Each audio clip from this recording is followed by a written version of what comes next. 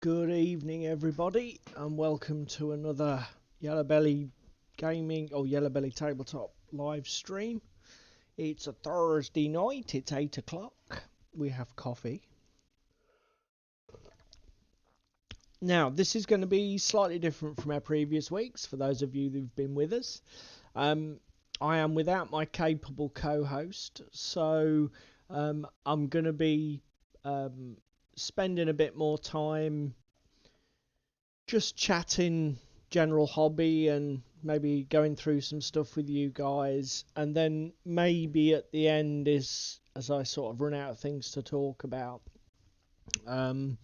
or if interacting with chat it's a bit of a lull, then I'll just go over to doing some painting. Let's start with the painting. As you can see from Minicam, I'll bring that up larger for you. I'm making progress on my Assassin's Creed models. Haven't made quite as much progress as I'd like, but it's always the way with hobby, isn't it? You can never do everything that you want to do.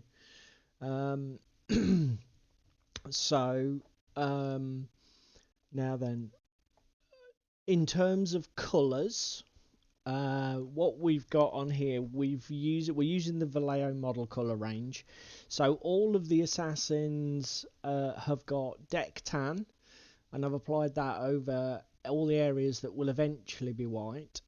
As I commented in my last video, I've gone with this red-black counterpoint thing, so that, as you can see, we've got duplicate models, 2 identical males, 2 identical females. So to differentiate them on the board for the players, one's going to have red and detailing, one's going to have more black detailing, essentially. So the colours we've got there are all of the reds that you can see are just simply Vallejo model colour flat red, and all of the blacks are Vallejo model colour standard black.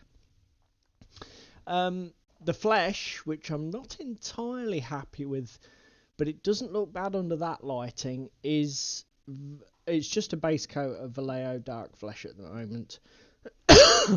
Obviously that's going to need some work, even though these are board game minis. Those sort of areas of faces and hands tend to draw the eye, so we want to do something with that. In my painting lights, that flesh colour doesn't look right. It looks far too orange and yellow, and it doesn't look like a natural skin tone at all. The other colours that we've got down on there are all of the straps, belts, bags, pouches have been given a coat of leather brown. And I've also started introducing just Vallejo's neutral grey, which is one of their softer, lighter grey tones, on things like leggings and that sort of thing. So keeping the palette quite muted. To be honest, I think apart from adding like a metallic gold and a silver, I don't think I'm going to be adding too many more colours into these minis once we get the base colours down. Oh, the only other thing is the hair. Both of these ladies have got just a lock of hair showing on the sides of their heads. Haven't decided at all what I'm going to do with that. Maybe one do a brunette and one a blonde. I haven't really got a clue, but I'll just cross that bridge when I get to it. But yeah, we just want to get all the base colours on, get a shade on, probably null oil. I normally use something warmer like Agrax, which is the brown wash from GW, but I don't know, with black and white, often you want to keep in the black, keep the sort of like the warmth down. So I think I'm probably going to be using null oil, which is their black miniature wash. Sorry for camera wobble there. I think that's probably to do with me knocking the desk and the setup I've got. I need to get a proper tripod, to be fair. So that's where we're at with those. Making progress, but it's slow. Now, I have made myself a purchase, which I will probably be talking about next week. So just to sort of like spoil a bit, next week I may be able to show off or talk about the new Army Painter speed paints, because I've decided to pull the trigger on those, having seen a fair bit of YouTube content on them. And I'm going to use them, I think, to try and paint the bad guy models for the Assassin's Creed board game, because you've got crossbowmen and fighters and that are just sort of grunts. And I want, but there's like 60, 90 of them. There's loads of them, so I want to power through them, and that might just be the product to help me do it at a reasonable pace. So there you go, a bit of a spoiler for next week. So that's my miniatures that I may get round to putting some more paint on them later. We shall see how things pan out. Again, because I'm here on my own, it may be a slightly shorter stream than normal. So what else might we be talking about tonight? Well, first thing is my club night on Monday, where I played another round of the Arkham Horror living card game. We'll have a little bit of a chat about that. Later, we will also have a chat about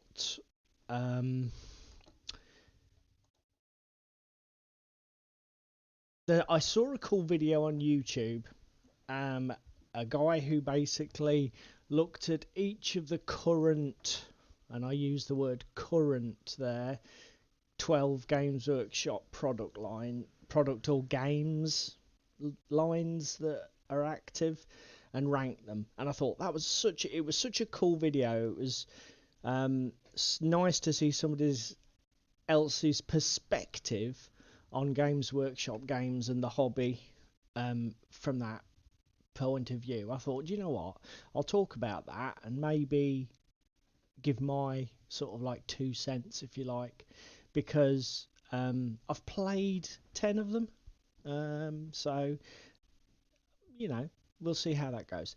And lastly, I just wanted to show off, for those who don't know about it, the project system on the OnTableTop, what was formerly known as the Beasts of War website, and essentially show what features are available for free for people in our hobby to show off and showcase their skills, talents, and whatever.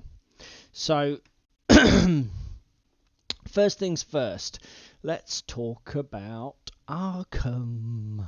So on Monday we played the second scenario from the Night of the Zealot campaign, which is essentially the campaign that comes in the Arkham Horror card game core set. But my collection includes a lot of the return to products, and what these are a product that adds to a previous campaign, tweaks some of the cards. So if there might have been a card that was too difficult or a bit broken, or it made the scenario not work quite properly sometimes, they changed it or fixed it. Sometimes they ramped the difficulty up if things were a little bit too easy. But one of the main things they do, and actually really the only thing that they did for our scenario, so just to be clear, it's the return to variant of the Night of the Zealot campaign, and we were doing scenario 2 Midnight Masks. Essentially, the only thing that they did to that scenario was add more variety. So in the scenario, you are running around the city of Arkham trying to interrogate or bully information out of a series of cultists to reveal the location and time of a sort of a cult sacrificial event, if you like. A ceremony is the word I was fishing for, so inexpertly there. And obviously in the core game, hello David, welcome to the chat. In the core game, the you get 6 cultists to sort of pursue on the map of Arkham, and I think there are 9 locations that you can explore within the Arkham City. And essentially what they did with the Return to pack, they did change some of the what are called encounter cards, so they're sort of like the nasty event cards in the game. They did tweak a few of those, but primarily what they did was, say for example you've got the downtown card location in the city and the East Town card location in the city, they just added alternatives. So before you play the scenario, you randomly pick one of 2 for certain locations, and what that basically means is that in subsequent playthroughs the map will have very slight differences, locations will have slightly different powers or conditions, and it just makes that it adds replay value to something that's quite story driven. And obviously once you've played through it and experienced it, a lot of it loses its impact. So to give you the replayability, that's what they've done, effectively just added randomness. They do the same with the cultists, so it goes up from 6 to 9. So they add 3 new cultists, and then you shuffle them all together and choose 6 at random. So you always get a different mix each time you play it. So we played 3-handed this week. Now last week it was just myself and one other, but a friend of mine, Daniel, who has played once before, was keen to jump in. So we Natalie and I took the decks we used last week. So I had the Guardian Zoe Samaras, I think her name is. Natalie had the Mystic Jacqueline Fine, and Daniel brought the Drifter and Survival character Ashcan Pete with his dog Duke. Obviously it's the first time, actually, it's not really the way Arkham's supposed to be played, but it's the first time that I have added a player mid-campaign. Obviously, Natalie and I had a certain amount of experience. I think it was 9 experience we earned in the first mission. So we used those 9 points to upgrade our decks ready for this mission, or story. So what we just basically said to Daniel was, here's your raw deck, just add 9 experience to it and jump in mission 2 and sort of skip mission 1 if you like. I've never done it before. It worked seamlessly. Obviously at its heart, Arkham has quite a neat scaling mechanic where it scales with the number of players, and that worked really smoothly, to be honest. Bearing in mind we're 3-handed, we did play a blinding game. Yet again, we were playing on easy difficulty, but you know, even on easy difficulty we still didn't manage to get all 6 cultists, even with 3 of us. So easy ain't that bleeding easy, I can tell you, not in a game like Arkham. So yeah, so what we're looking at here is the main playboard, the City of Arkham. This is my play area, Zoe. You can just see Jacqueline up in the top right left hand corner as you're looking at it, and Daniel with Ashcan Pete is just off to my left, just out of shot.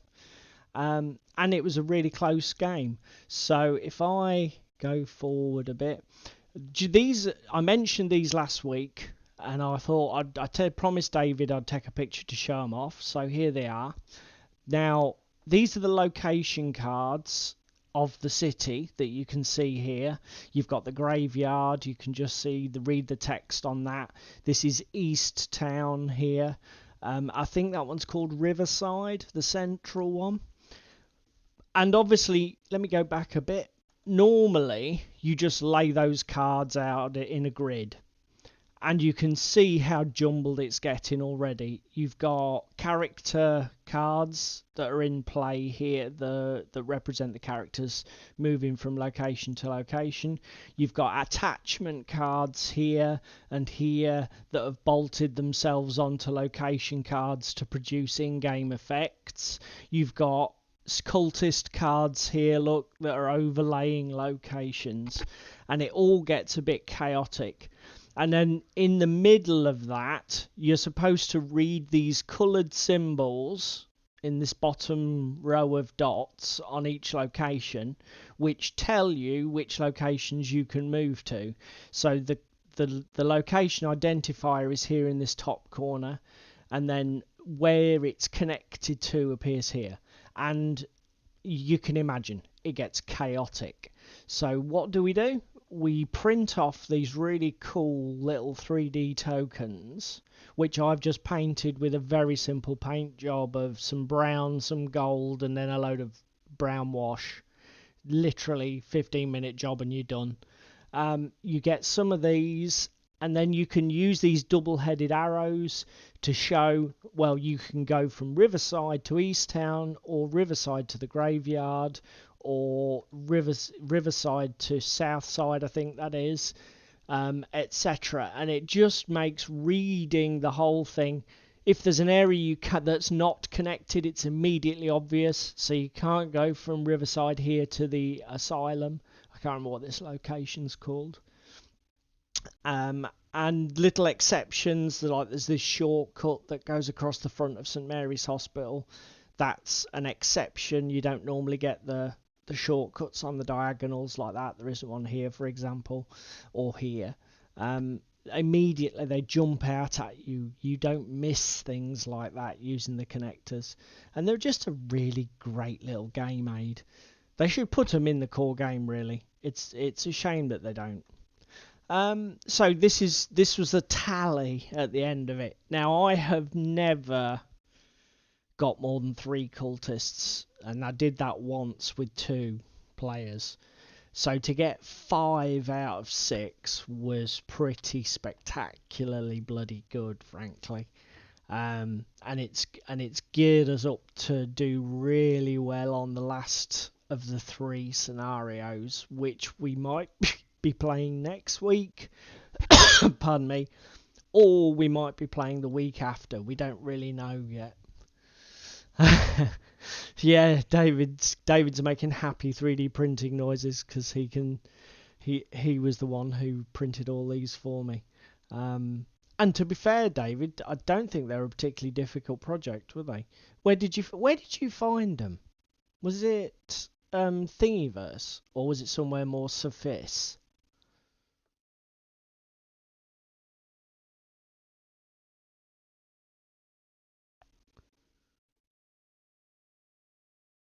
Yeah, anyway, we'll wait for him to respond in the comments. So that was it. We managed to get through. None of us got killed. I managed to. My job in the group was supposed to be to fight all the monsters, and I still managed to do that despite the fact I was nearly 3/4 of the way through the game before I drew my first weapon card, which really irked me. But it all came out in the wash, so not too bad at all. And that was what I got up to on Tuesday night at my club. Obviously, David is not with me because he's on holiday with his family. So he didn't have a club night this week anyway. So there's nothing to share from him. But yeah, there we go. Next thing, let's just go to the old browser. So there's the Arkham that we were talking about. This is the video that was put up by Cinderfall Gaming. When did he put this up? 5th of April. And as I say, it's a great little video. He just goes through and ranks each of the core 40k and core Games Workshop product lines. So the first thing, just bear with me a second.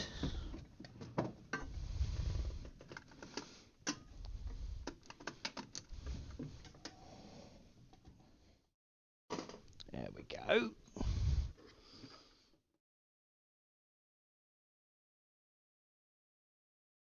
The first thing to say is there are a number of them that I haven't played. So, in terms of the 12 products, we have Aeronautica Imperialis, however you pronounce it, and Adeptus Titanicus are the first two that I'll mention. And I'll mention these simply because I've not played either of them. So, obviously Aeronautica Imperialis is their air combat game, based in the 40k universe with futuristic flyers and stuff. And it does look a fairly cool little game, to be fair. But it's just, I don't own it. I don't know anybody who owns it, and I've never played it. Yeah, David was I was just checking on David. He said I just sent him the link. He auto-supported and used his resin. Just you wait, Mr. Impatient. My hands are covered in PVA. Right. So, covered in PVA. That must mean he's hobbying on the QT. So yeah, Aeronautica Imperialis. Haven't played it. So, hello, what's going on there? Oh, that's better. Aeronautica Imperialis. Haven't played it, so I don't really know. I can't. I'd have to put it as a not ranked. The other one is essentially the same reason. Adeptus Titanicus. So this is their game of large Titan vehicles, huge walkers and mechs. It's at a completely different scale to their other miniature games. Although I think it might be the same scale as Aeronautica Imperialis technically, even though I don't think there's any crossover in the game systems. So again, I haven't played it, so I don't know whether it's any good or not. I've seen videos on it. To be fair, it's one of them things, again, I probably wouldn't be adverse to trying it. I just don't know anybody who owns it or has it, because it was a fairly expensive proposition when it first came out. I mean, to be honest, the way that the price creep's gone on, I think it's now probably no more or less expensive than any of their other games. But I know at the time it was very expensive to buy the start set, you know, just for a fairly limited selection of models and a limited selection of options. Obviously, being Games Workshop, they've expanded it significantly, but it's just one of them things. I may get round to playing it at some point. We'll see.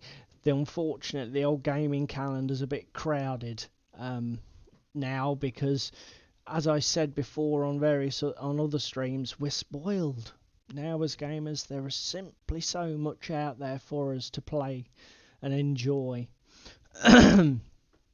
So that's the first two. I need a scrap of paper or something because I need to make some notes to refresh my memory. And here we have a card made specifically for the job. So, yes, 40k.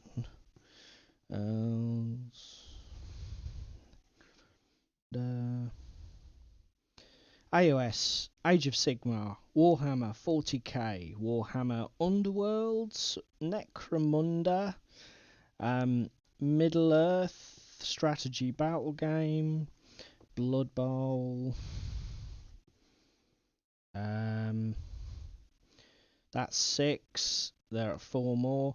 I think Cinderfall Gaming put Warhammer Quest under... He just sort of like had an umbrella category, and that would catch everything from Silver Tower, I guess Blackstone Fortress technically, and the new one, Cursed City, that's the newest incarnation. So that would all come under that umbrella, as twere. We've got Kill Team, the new variant. 1, 2, 3, 6, 7, 8, 9, 10, which we didn't do, and that we need 2 more.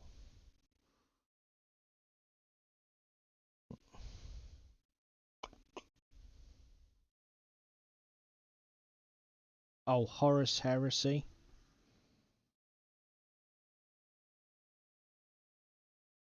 And that leaves us with 1 more. What's the one I'm missing, David? What's the one I am missing? So, Age of Sigmar 40k.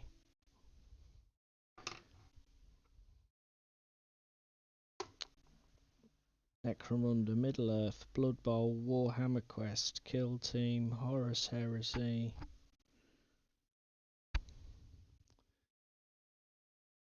Let's go to Games Workshop's website and see if we can jog our memory.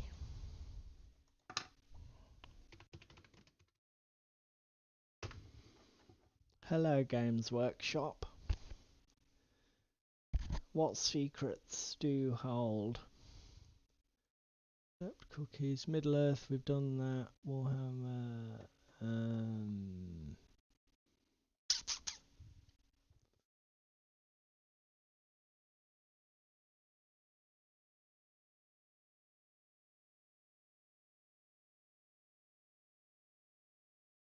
Middle-earth, we've done. 40k, we've done. Box games. Is there something under box games? Necromunda, Warhammer Quest, WarCry. Thank you very much for that, Games Workshop. Awesome. Reminded me. Okay, so out of the ones that I haven't played, or have played, Paul, come on, get it together, boy. Which is the worst? Okay, so let's start at the bottom. Number 10.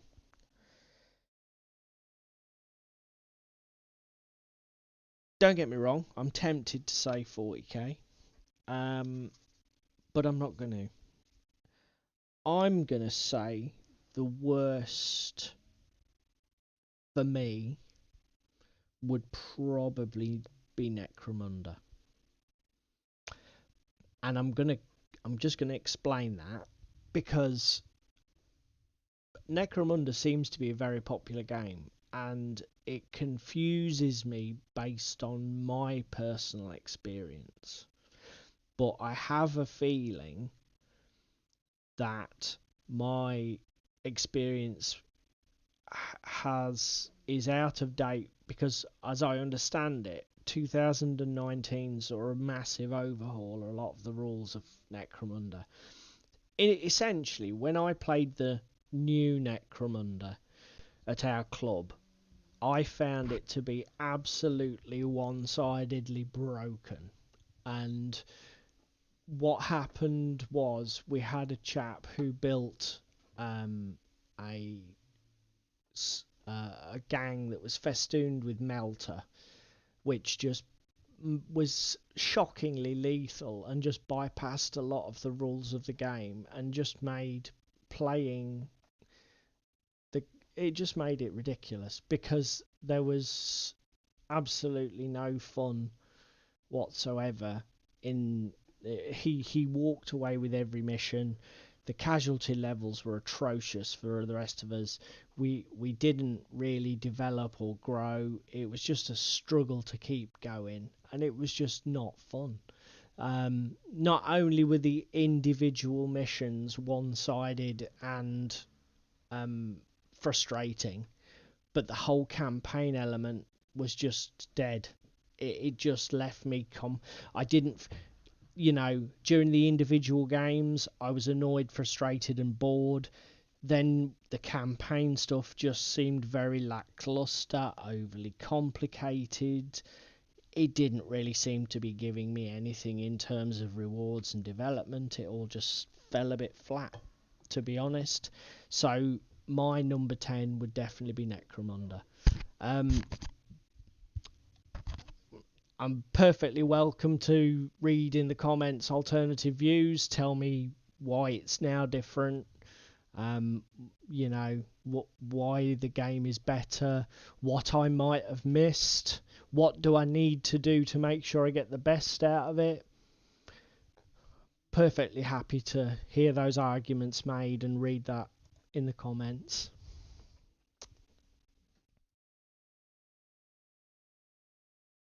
Yes, I got WarCry. I got to WarCry. Well done. Yes, David got to WarCry apparently before I did. There must be a delay on chat, mate. That's all I can say. Must be just a delay. So, that's 10. Necromunda.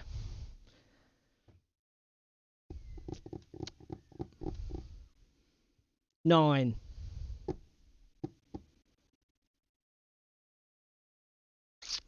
$40K. Yep, it's way down the list, and it's depressing, but it's the truth. It may be the flagship game. It may be Games Workshop's biggest draw, but as somebody who played every edition of 40K to some degree, although I didn't play much 4th, 5th, because of life and circumstances, but having played every edition from Rogue Trader, basically, to some degree, the current edition is just ball bag, absolute fucking ball bag. And by the current edition, I mean the whole thing, the meta, the product lines, the way it's managed, the way it's, the way they're launching the products, etc. Let's switch over to 40K to give ourselves a screen that follows the theme. So here we go. Some nice pretty 40K picks. What's this? Command Edition. Should I even be clicking on this stuff? Is this a good idea or is this a bad idea? Oh, I can't even be bothered. Yeah, so 40K. Down here at number 9. Why is 40K for me the 9th worst of the Games Workshop games based on my personal experience? Well, number 1, they release far too much product far too quickly. Number 2, the rules bloat is absolutely staggering. The rules bloat is increasing at a fucking exponential rate. So individual data slates for monsters and units have tons of rules built in. Let's go to Warhampedia to illustrate my point. So let's go to Warhampedia, go to Warhammer 40K. Let's go to the Necrons, which are a faction I know quite well, and they're one of my favourites that I play all the time. Let's just pull up a...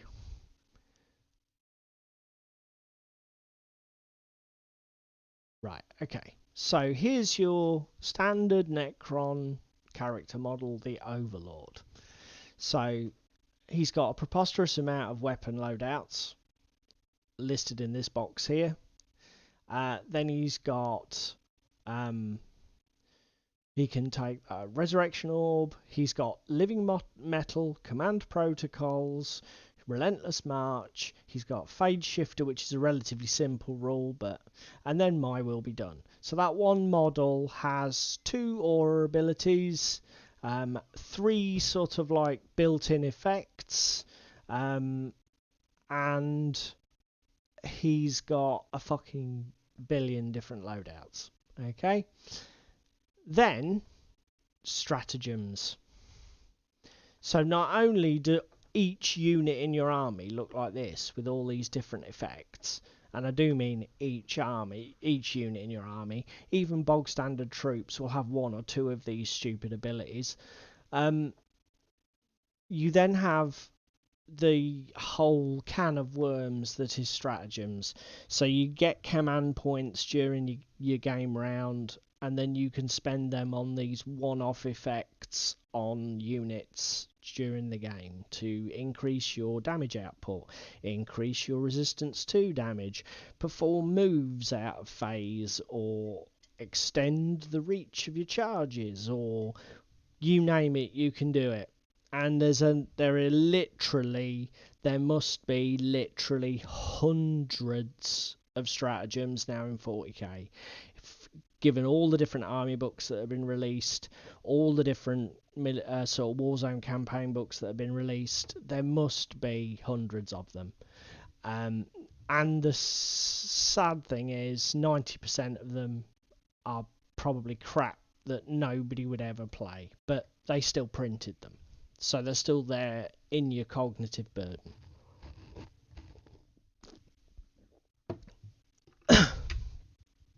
So the simple truth of the matter is, this game is too fucking bloated. There is far too much going on that you need to keep in your head when you are playing the game to make the game fun. Now, in terms of how the win conditions are structured, that is the one thing that I think is better than it was, say, for example, in 8th and 7th edition.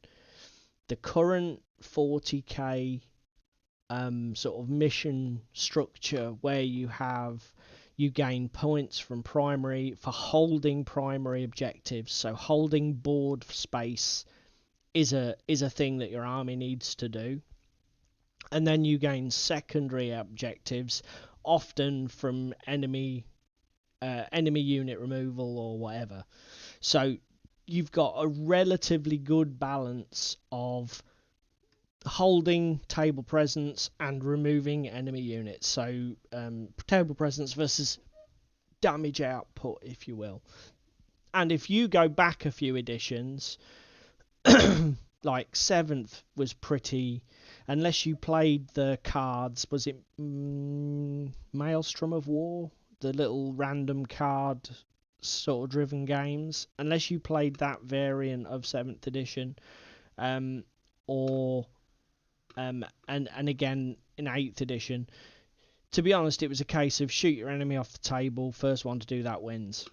And it was such a simplistic game structure. For me, it was unrewarding. I can understand why there are players who go, do you know what, I prefer 40k when it was just point and shoot, because every gamer is different. I am a puzzle solver. I like cerebral challenges. I like the level of sophistication in that puzzle of, do I hold that objective? Do I go for this secondary now? Is this the right time? Do I actually just want to remove that enemy unit because it'll make my next 2 turns better? That part of 40k, I like. The fact that everything's got 250 rules attached to it, don't like.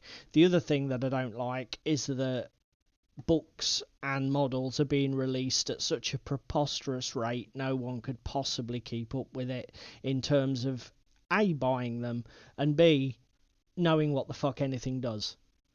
And the other thing that you can be certain of, the stuff they released last week is definitely more broken and more powerful than the stuff they released the week before. Because in terms of the power creep, I've played some old broken collectible card games in the 90s, and I've never seen power creep so out of fucking control as it is with new 40k. The debacle around the Harlequin Codex, if you're interested, we talked about it, I think it was last week, the Eldari Codex, the fact that it turned the Adepticon tournament on its head, we talked about that. Warhammer community even put out an article about it because it was the elephant in the room and they couldn't really ignore it.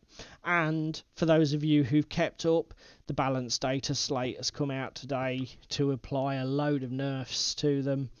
and a load of nerfs to a load of other stuff that was breaking the fuck out of the game. Codexes that have been released recently, like the Tau, Adeptus Custodes, etc. So, unfortunately, this is why 40k is number 9. It could easily be higher. Way easily be higher. We've talked about it as friends. The possibility of a reset that happened at the end of 7th. We're going into 8th edition, where they stripped all the units down to a simple stat line and a couple of rules for character units, and everything else was just like bare bones fuck all on it.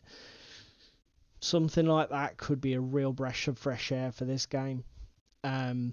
Leave the sophistication and tactics in play in the game structure. Make the tools easy to use. That's my advice if anybody on the games design team is watching this, which is fucking unlikely, but there you go. So, we've done 10, we've done 9. 8. 8 for me is going to be Horus Heresy. And I'm going to put it above 9th edition 40k, only because at least you don't have stratagems. Which is one fucking pointless, broken load of old nonsense that you don't have to worry about. Again, I can't argue with the fact that 9th edition 40k has got a lot of nice tweaks to the core, the heart, like removing templates and things like that. I don't miss them. I'm not nostalgic about them. I know they still exist in the Horus Heresy because it's basically a variant of 7th edition.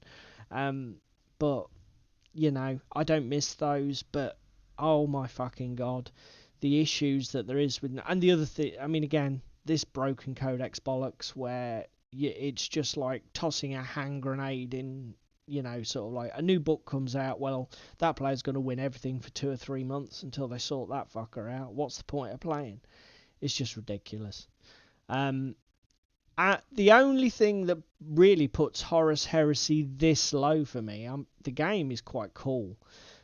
This is a personal thing, which is I don't give a tinker's jizz about the Heresy. Space Marine versus Space Marine is probably the most tedious thing I can think of. I really do not care. I've struggled to read the novels. I made it through about I got to the 3rd or 4th. I can't remember the title of it, and I gave up, got bored. Just a personal thing. I know I'm an outlier. I know I'm a weirdo, and I know everybody loves this stuff, but I don't. Sorry. Next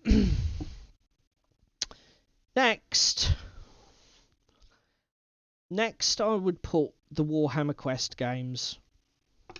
So the ones I played Silver Tower a bit, and I played Black Phone Stone Fortress a bit. The core mechanics okay, you know. Just check chat. No, nothing going on there. The core mechanics are okay. With you place the dice on your cards, and then you can use the values that you've rolled to do particular actions. Meh. But it is just that. Meh. I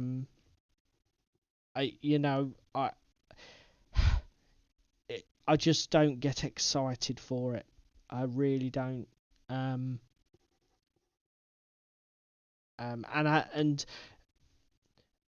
I don't. The 2 games I've played, both they're what I would say is they're okay board games. They're fine board games. If somebody said to me today, would you sit down and play a game of Curse City or Silver Tower or fucking Blackstone Fortress, I'd be like, yeah, I'll do that. Be, distraction for an hour and a bit. But I didn't find the campaign mode particularly engaging in Blackstone Fortress. I just wasn't hooked. Just not. It didn't grab me. You did the way, you know, by comparison, like the way that the Arkham Horror living card game, the way that the scenarios are structured into longer stories, that grabs me. That engages me. But sadly, I haven't found a Warhammer Quest product that does that for me, unfortunately. So that would have to go as my number 7.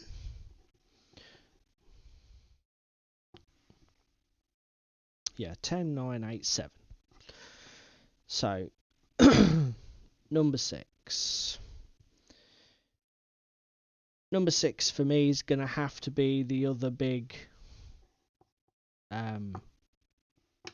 flagship game from Games Workshop, which is Age of Sigmar. And the reason for that is, there's a reason very similar to 40k. The rules bloat and the complexity of playing the game, just in terms of learning what your units do, how they interact with each other, is preposterous. I mean, I didn't mention it before, but I only ever play 40k at 1,000 points. I only play Age of Sigmar at 1,000 points. How people put 2,000 points armies on the table and don't have some sort of fucking cerebral stroke just trying to remember everything is amazing. It shocks me. I really don't know.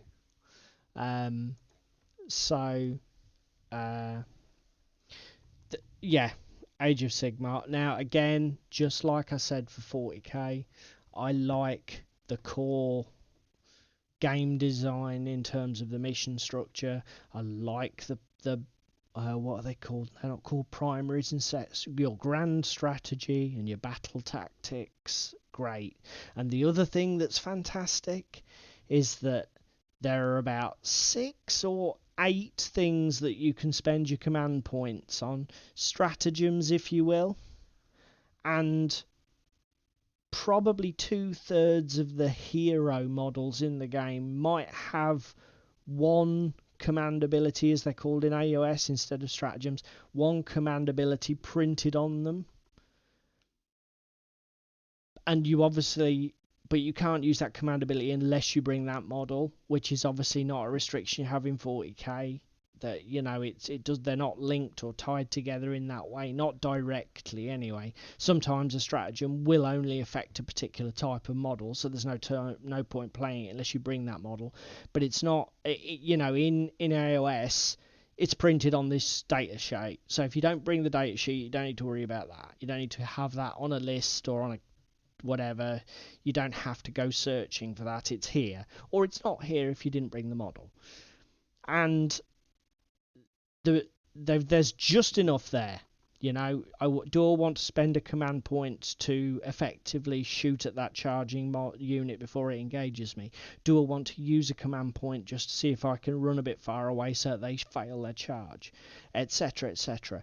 And those 6 or 8 options give you just enough without it being as incredibly fucking burdensome as it is in 40k. So that's why it's higher. But it is still way too complex.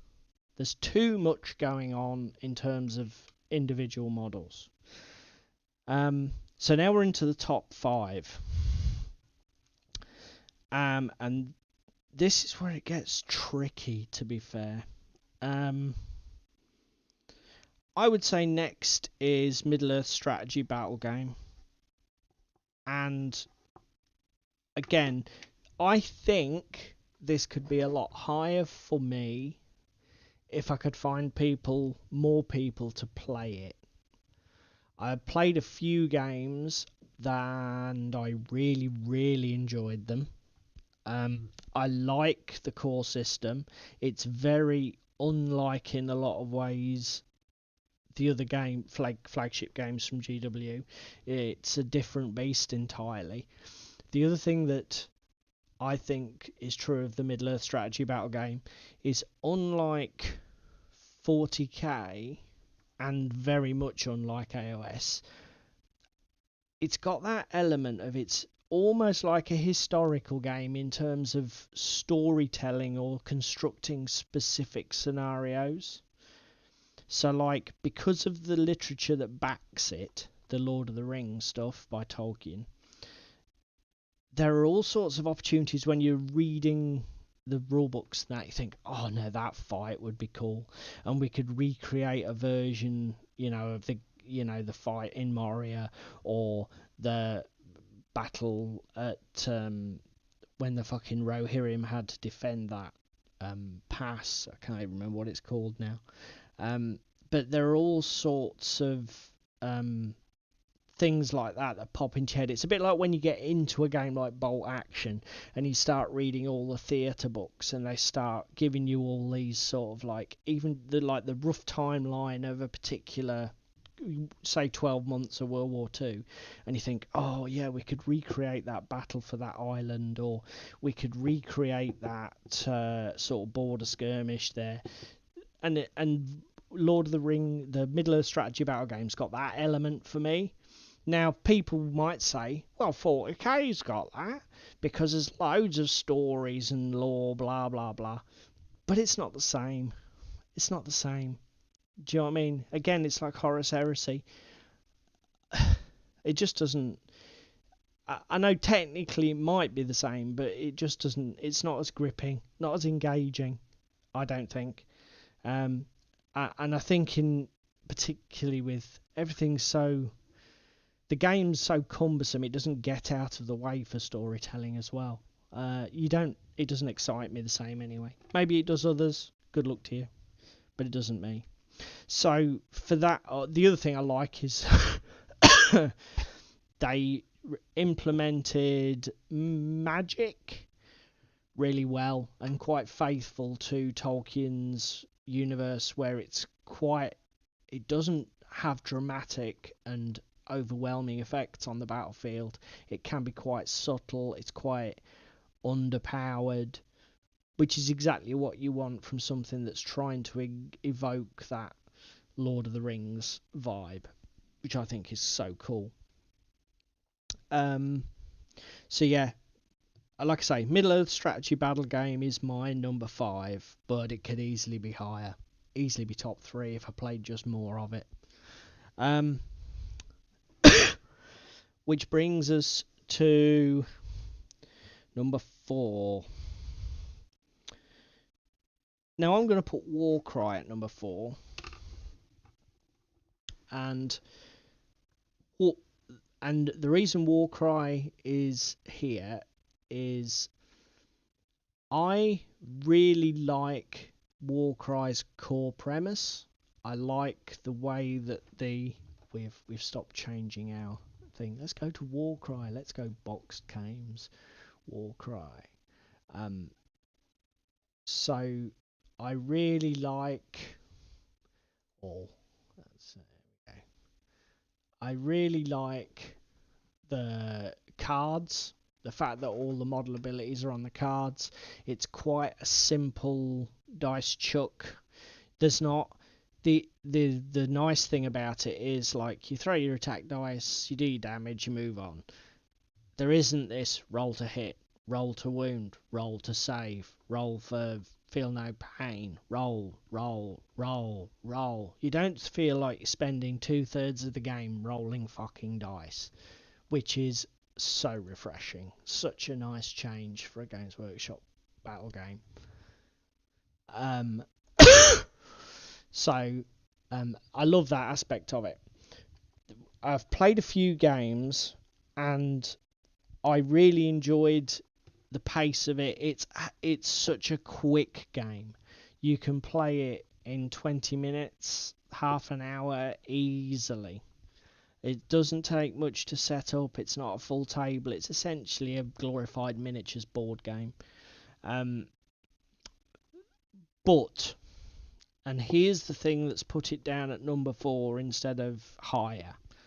The weakness in is it's technically got 2 play modes. the campaign mode and what they call, I think they call it pitched battle mode, where you basically take 2 raw warbands, pick a scenario, play it, you're done. Which is fine on the surface, but those scenarios in that deck of cards that are included, particularly in the core game, and the first one, which is the one I've played most of, to be fair, are fucking brokenly wonky. So I've played games where you draw the scenario card, you look at the deployments, and you know who's going to win straight away. You could bet your house on it, and it will play out that way because of, you know, somebody's got like a movement 10 model and they need to capture an object and run away with it to get it safe. Well, okay, they've got a model that moves twice as fast as everything else on the board. That's definitely going to happen in a 3-turn game, you know. Or this person needs to capture this objective, and it just so happens that in turn 2, half of their warband is going to walk on the board 2 inches away from it. Well, that player's got a pretty strong advantage there, then, haven't they? You know, it's just stupid. Absolutely stupid. Now, I just said it's a very quick game, say 20 minutes. So, okay, you draw a wonky scenario, you just play it out, roll the dice, and then you say, let's play again. That's fine. But I think when you've got a board game, essentially what is a board game like that, the way you go to the trouble to set it up, when you've got absolutely no incentive to even play the game because you know who's going to win, that's bad. You can't have that. Now, the other thing that WarCry does have, and this is the thing, I haven't had a chance to do it yet, but I think WarCry's mode that it should be played in is the campaign mode. Now, where I found the campaign mode pointless and frustrating in a game like Necromunda, I think it might be the thing that saves this game's bacon, because in a campaign mode, you pull a scenario you can't win, fine, just get it over with. You know, you might get something out of it in terms of developing your campaign, moving along your chaos path to your ultimate destination. So it's not a wash. Do you know what I mean? Yes, the mission was something that you weren't likely to do, but maybe you can get something out of it. And for that reason, I'll still put it quite high on the list, because I've got a feeling that when I can find some time with all of the other games that I play to get round to playing a campaign of WarCry, I think it'll work really well and I'll enjoy it a lot. So, number 3. Number 3 for me is going to be Kill Team. I really like the new Kill Team. I know it pissed a lot of people off when it was released because it took the old game and essentially threw it away and said, you used to like playing with like one model of this and one model of that and one model of the other. Can't do that anymore.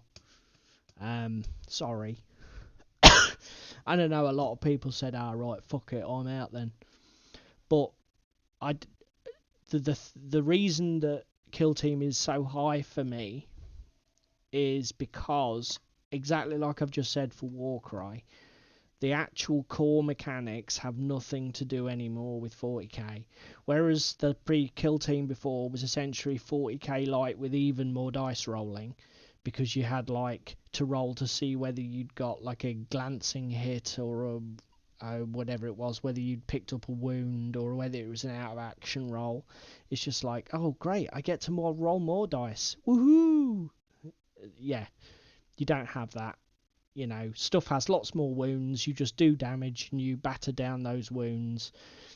It's also got a completely different structure in terms of order, the types of orders and that you can give people. Concealment and terrain works completely differently. The whole thing, they basically took the whole thing, stripped it or chucked it away. They basically just said, take it, bin it. Let's design a 40k setting sci-fi skirmish game from the ground up. Let's just do that. And you know what? They did a damn good job. Because this is the other thing that yanks my chain. When Games Workshop are brave and just say, fuck all the sacred cows, let's just design something new, they obviously have some design talent there.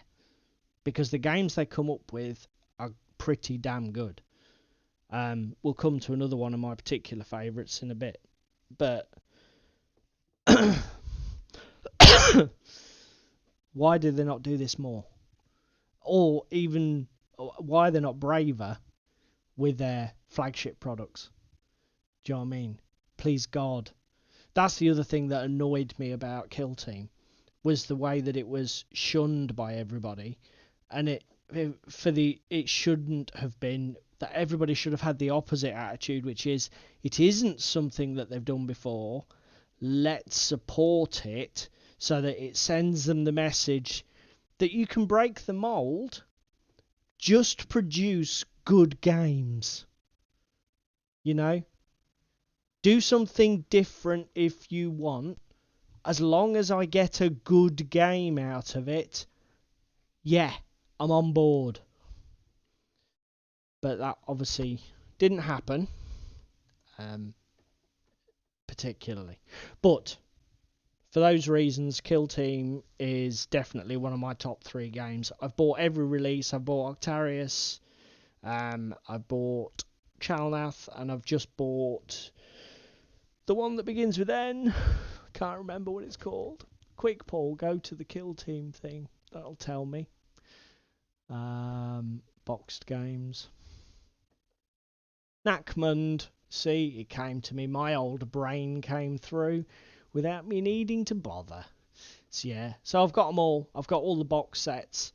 To be fair, another reason I bought the box sets is they're great little collections of models, and I don't have an awful lot of 40k All Games Workshop terrain, because it's a bit of a pig to paint, as we established many times on this stream, that it's not the easiest or quickest stuff to get through. But you know, you got to reward innovation. Got to reward innovation.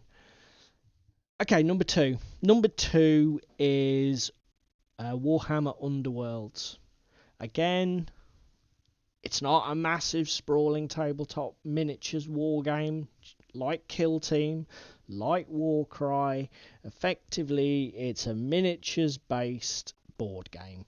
I mean, I know technically Kill Team is on a playmat instead of a board with hexes or whatever, as is WarCry, but come on, give me a break. They're small, very small play areas. They're almost board games. You just use a ruler. Or in the case of Kill Team, a stupid plastic measure with weird geometric symbols on it. Please God, why? But that's for another time. So, Warhammer Underworlds. Now, I can hear everybody having a spaz out in the, out there in YouTube land, because they're like, oh my God, I can't believe you like this game. It's so egregiously broken. People power game the fuck out of it and make it such a tedious, irritating experience. I've read it all on the internet. I know exactly where you're coming from. And I know that there is that group of player out there, or type of player out there, that can make this a particularly troublesome game. Once you start collecting all the cards, building the ultimate meta decks for your warband, yeah, it can become toxic, and it can become challenging to succeed if you haven't done 20 hours of research and 120 hours of playing it. But my my experience is playing it with friends as a quick little board game.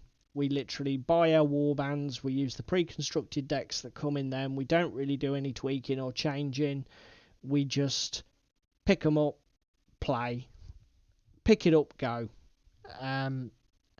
And I have found the games to be close, relatively balanced, even with players with different skill levels, newcomers versus experienced players. Because the way the cards fall, it's often difficult to literally grind someone's face into the dirt. Now, I know that if you go down the route of tweaking your card decks and putting all the, put them all the easy objective cards in, you can sort of like beat somebody 16-0. I get it, but that's not the way we play it. And the way we play it, which is basically treat it almost like a board game, with expansions. So, you buy a core set with boards in it, you buy your army pack, just use the deck in that, no crossing cards and messing things about. It works fine. And it's given me some absolutely fantastic play experiences. I love the models. As the chap says in his video, I keep forgetting his name, which is really bad of me. Cinderfall Gaming. As Cinderfall Gaming says in his video, and I'm not going to argue with him, they are probably the best miniatures line in any board game range, or even Games Workshop range. And I think he's got a point. The models are beautiful. They paint up absolutely fantastically. I've got 3 fully painted warbands at this point, and I think I've got 3 more or 4 more to paint. But even in terms of hobby projects, they're not onerous. You could get one done in a week, even a fairly, slow painter. 2 weeks for a 5 model warband if you really want to take your time and go pro level. It's just a fabulous game. And it's and you know what? It's quick. 45 minutes for a new player, somebody who's not familiar with the warband they're playing. Certainly not a hell of a lot more. I've played 2 games. Every time we've pulled this board game out for a night, I've played at least 2, sometimes 3, depending on how experienced my opponent is. We can get 3 in a 3-hour session. It's not a problem. So, Underworlds. And again, this is what I was saying before. Relatively new product. I mean, I know it's a few years now, but it's not got the teeth that something like 40k's got. And it's just a great game. It's got that beautiful balanced design of cards versus dice versus the board. It's just great. And my number one would be Blood Bowl. Now, if you'd have asked me pre-third season 3 or whatever they called it, I wouldn't have put it this high. But when season 3 was launched, a mate of mine and I just played a few games, four games over 4 weeks back to back. And again, we just played mostly with just 1 million straight teams. We put in big boys. I mean, I had a Rat Ogre, a Skaven, and whatever. And actually, the 4th week, we did an exhibition star match where we went up to like 1.5 million and brought stupid star players. But again, in terms of just a pick up and play board game, it is such fun. It's a bit longer. I mean, 2 experienced players that are really thinking about what they're doing and playing smart, so they don't have short turns or have a lot of turnovers.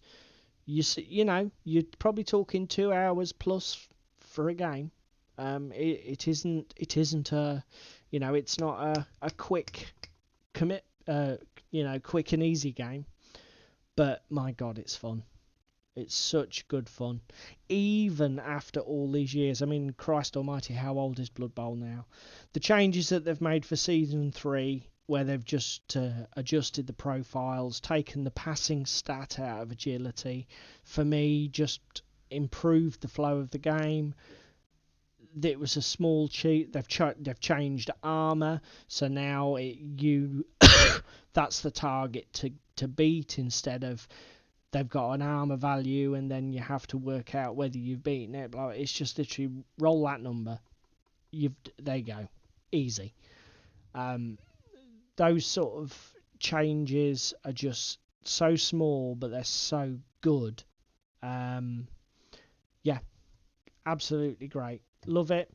I bought another team just the other day off a friend of mine who'd over, as we all do with Games Workshop stuff, he'd binged and bought too much, so I've had that off him. That'll be my 4th team. I've got humans, orcs, Skaven, and now I've got undead as well. But that's it. That's my I shall call it a top 10, because we had 2 games that we gave a free pass because I've never played them. So number 10, Necromunda. Number 9, 40k. Number 8, Horus Heresy. Number 7, any of the Warhammer Quest variants. You put your flavour in there. Number 6, Age of Sigmar. Number 5, Middle-earth strategy battle game. Number 4, WarCry. Number 3, Kill Team. Number 2, Warhammer Underworlds. And number 1, Blood Bowl. By all means, put in the comments below your top 10 or top 12 if you're lucky enough to have played them all.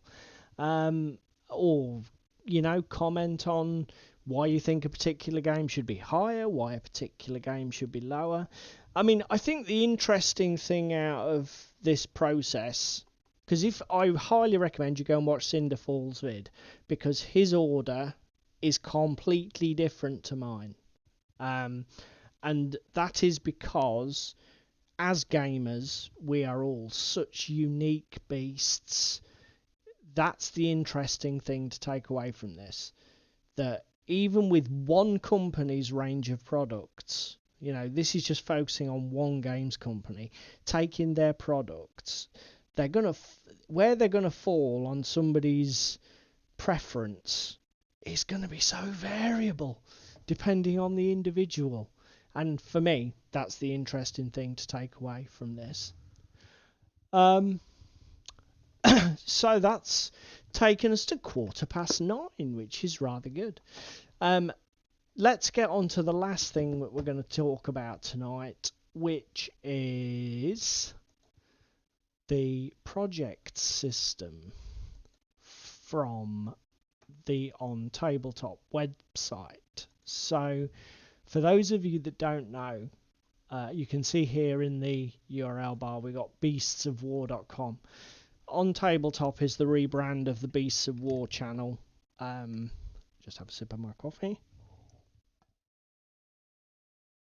And these guys are essentially a gaming hub. So they've got they produce a ton of video content, everything from simple product unboxings to game developer interviews to battle reports to they do a magazine style show with news and loads of other stuff on a Saturday called The Weekender. They have a large forum on their website. They have like a database of games and gaming products so if you want to go in and you want to leave your personal review of 40k 9th edition, you can come in here, you can create yourself a free account, come in here, go to 40k and create your own review of it. And everything's on here. This website has, from back in the day, this website has changed a lot. It now caters to a really broad spectrum of the gaming community. It used to be largely miniature wargamers only, but now it's very board game focused also. I mean, don't get me wrong, they still cover their fair share of miniature games. You got big banner ad here for Conquest, for example. But they really have up their games. They do a ton of role-playing game coverage as well. You name it, they will cover it. And even if it's in the form of news articles, they'll cover it. But although the chances are they'll do a lot more in-depth coverage than that if you go looking. They do have like a paywall or subscription where you can become, it used to be a backstager. And essentially the only thing you get for that is you get access to a special Sunday magazine show. It's much more intimate. They discuss their personal hobby, and they will editorialize on a topic. So much as David and I will say and we're going to give you a piece of our mind on Kickstarter, or we're going to give you a piece of our mind on 40k and where it's going, etc. These guys do that every weekend on a Sunday, where they'll pick I think recently they did, for example, when you add a supplement to a game, when is it too much? So I mean, you obviously can compare, just to say, a couple of add-ons to a board game versus 40k's 19 different army books, 6 different campaign books, fucking you name it. At what point does it start to become stupid? And they do a lot of stuff like that. But what I wanted to talk about was the project system. Now, the way this works is anybody who has an account can go in and create a project about something that they're doing with their hobby or gaming. Okay? And there really are no restrictions on this. You will find the kind of thing that you'd probably expect. So a lot of miniature painting,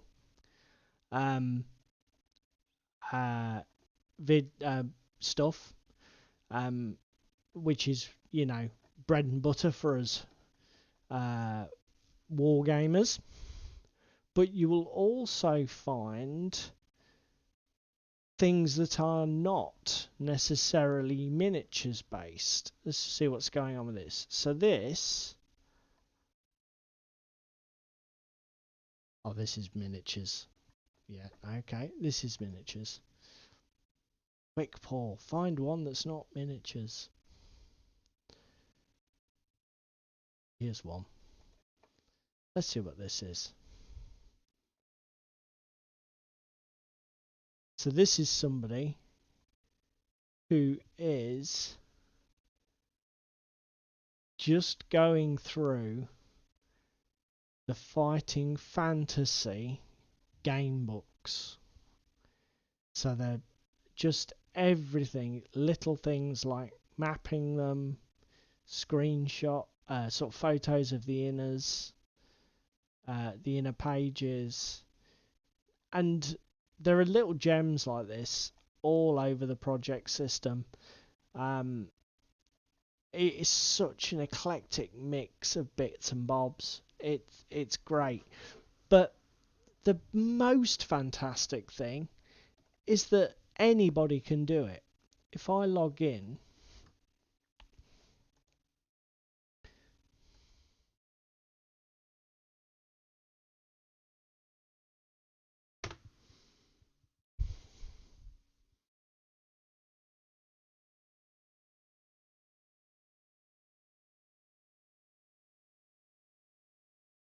and we go to my projects,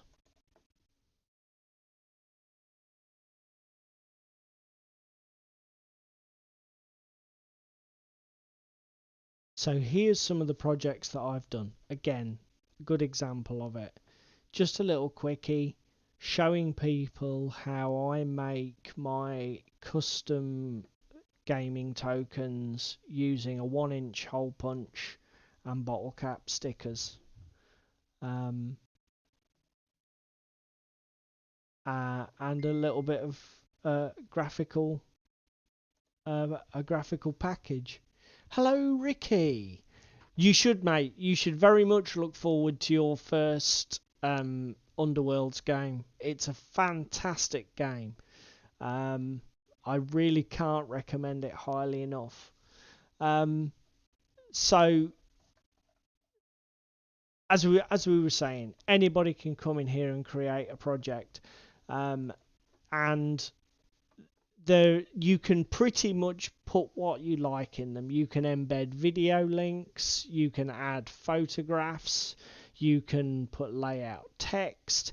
Admittedly, it's not full on desktop publishing. Your layouts are a little bit limited. You're not going to be very able to do clever tricks like flowing text around, images and stuff like that. But it's just a great little platform. Now, the other thing, of course, is having put your project up here,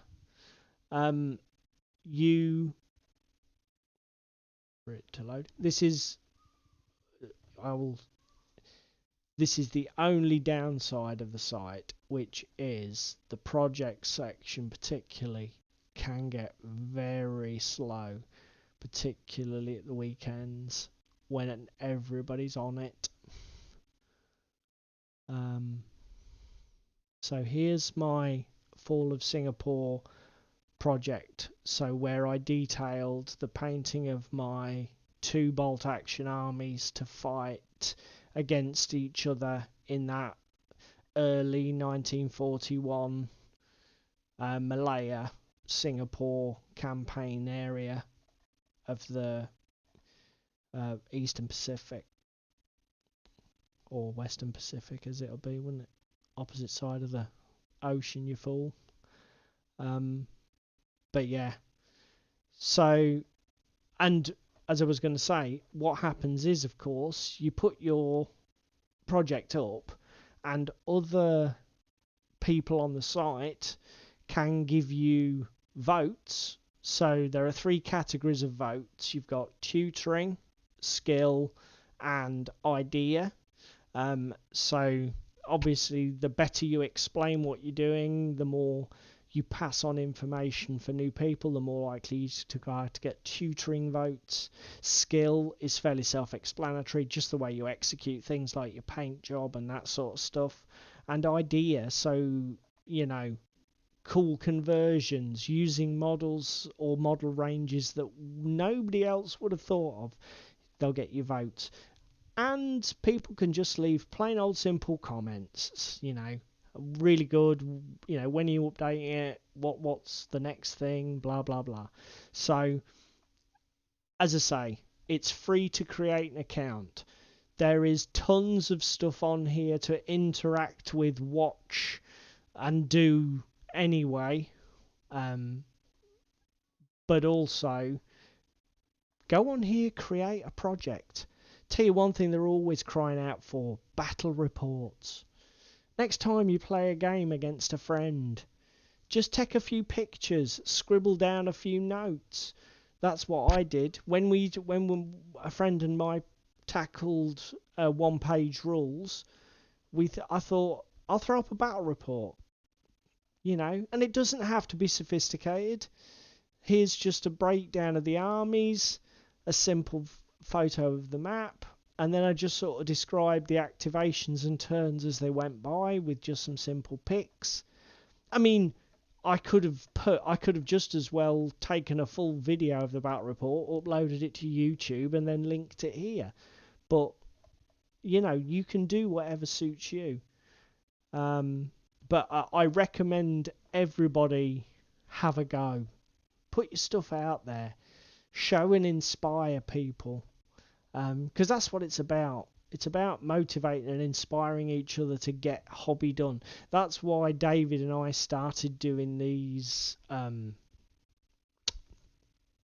hobby hangouts, if you like, because we were together painting and getting hobby done most evenings anyway. And it's just good to sort of like share that enthusiasm with other people, and so that we can all get more hobby done at the end of the day. So that brings us to the end of the show, I think. We're a little bit early, it's only 9:30, but I'm going to call it here. So I hope that was fun, and I hope that while you were listening to me talk a load of bleeding nonsense, you managed to get some hobby done yourselves. As I say, hopefully it'll be back to a normal format next week with David being here, and then I'll be able to do some more painting. The problem with the painting is when I'm here on my own, I'll tend to get zoned out and just painting models, and then I'll forget you guys are here and stop interacting with you, because that's the way I roll. So there we go. Now, in terms of next week, as I said at the beginning of the show, hopefully next week I should have something to show off in terms of the Army Painter speed paints. So my plan is to have a bit of a binge. I've only got Sunday off this weekend because I'm working Saturday and I'm working Bank Holiday Monday, so drawn short straw there. But hopefully I'll be able to get a whole tranche of these, put them on mini cam, a whole tranche of these bad guy miniatures for the Assassin's Creed game, of which I have so many, it's sick. Get these models primed, and then we will smash them with these speed paints and just see how good they are. For me, it's going to be a massive baptism of fire, because I don't use the speed paint products or anything like them. I don't use contrast. So for me, it's going to be an entirely new experience. So hopefully we'll see you all next week, and you can see how I get on and see whether it goes well or whether it goes badly. Frankly, either could be the case. So thanks very much for being here with us tonight, guys, and David and I will catch you next week.